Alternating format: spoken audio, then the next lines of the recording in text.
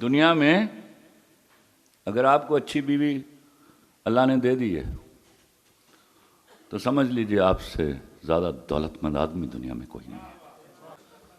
پتہ نہیں ان واقعات سے آپ کیا سبق لیتے ہیں۔ یہاں میں بھی باپ ہوں، آج آپ بھی باپ ہیں، تو ہمارے ہاں بڑی برائیاں ہیں مردوں میں۔ کونڈ چکن گے کڑی دا تو پہلا جملہ ان کی کہیں گے میری ماں دی عزت کریں۔ کیوں بھائی تیری ماں اس قابل عزت نہیں ہے گی؟ یہ ڈیمانڈ کیوں کرنا پڑ رہا ہے آپ کو؟ اب نہیں کرے گی وہ، یاد رکھیے گا۔ اگر آپ اس پر چھوڑ دیتے تو وہ عزت کرتی۔ حکمیہ عزت نہیں کرے گا کبھی کوئی۔ میری شادی ہوئی تو میری عمر 19 سال 5 مہینے تھی، میری بیوی کی عمر 15 سال 8 مہینے۔ شناختی کارڈ نام بھی مسئلہ بھی ہوتا تو میں کر لینی سی جی۔ میں نے اس کو بٹھایا اور میں نے کہا، دو باتیں کہیں اس سے۔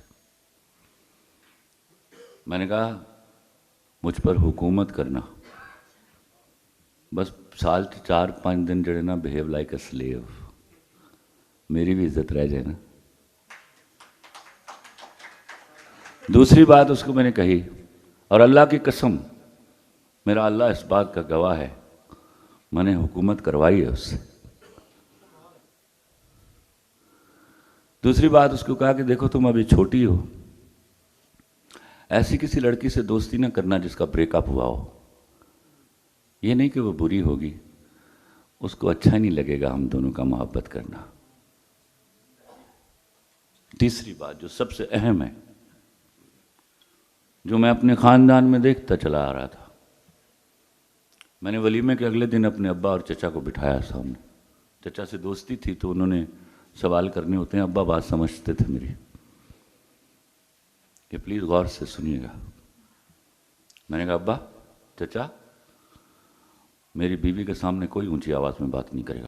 میرے چچا نے سوال کیا، میں کہا چچا نو کوسچنز، میری بیوی کے سامنے کوئی اونچی آواز میں بات نہیں کرے گا، اس سے کوئی غلطی ہو جائے مجھے بتائیے گا، اور میں انصاف پسند آدمی ہوں، آپ میں سے کوئی اس کو کچھ نہیں کہے گا۔ اس کا نتیجہ کیا ہوا؟ میرے خاندان کے بزرگوں سے میری بیوی کے آئیڈیل تعلقات تھے۔ آپ جب اس کو کہتے ہو نا میری ماں دی عزت کریں، تو آپ انہا وے بتا رہے ہوتے ہیں کہ اس قابل نہیں گی نہ میری ماں نہ میرا پیو۔ بھئی اگر وہ قابل عزت ہیں تو وہ کرے گی عزت، جنگل جو پھاڑ کے لے آئے ہو، پاگل خانے جو امپورٹ کرائی گئے۔ یہ فکرہ کبھی بیوی نے کہا ہے اس وقت آپ کو کہ میرے ماں باپ کی بھی عزت کرنا؟